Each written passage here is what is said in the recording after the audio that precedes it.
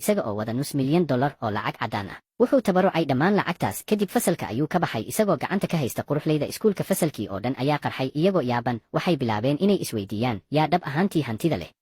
Isaga oo isku dayaya inuu wejigiisa badbaadiyo, wiilka taajirka feega ah wuxuu ku dooday in gabadhu ay ku caawisay lacagtaas $5,000,000 ah. Maalintii xigtay hooyadii ayaa u timid meel u dhow iskuulka iyadoo u labisan sida adeegto caadi ah ama booyaaso. Wejigiisii wuu gaduuday caro darteed wuxuuna ku yidhi ha u sheegin qofna inaad tahay hooyaday.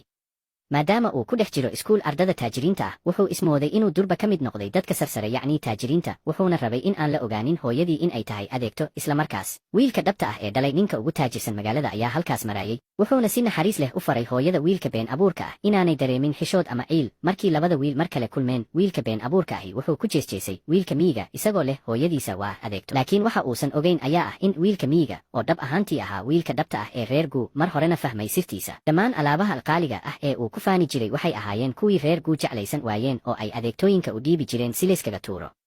wiilkani muddadan oo dhan wuxuu iska dhigayay taajir isagoo isku dayaya inuu galo bulshada sare oo uu jacayl ku abuuro gabdhaha lacagta leh. Maalin uun ayuu ogaaday in dhammaan dharka qaaliga ahaa ee sanadkii hore ka maqan yihiin. Wuu niyad jabay maadaama uusan haysan wax uu xafladda usbuuca ku xirto. Kadib hooyadii ayuu weydiiyey, iyadoo deggan ayay u sheegtay in dharkii sanadkii hore ay hore uga baxeen faashiyonka, sidaas darteedna ay adeegta ku amartay inay nadiifiso oo meesha ka saarto dharkii ugu dambeeyey ee qaaliga ahaa. Waxaa laga soo duuliyey dibadda.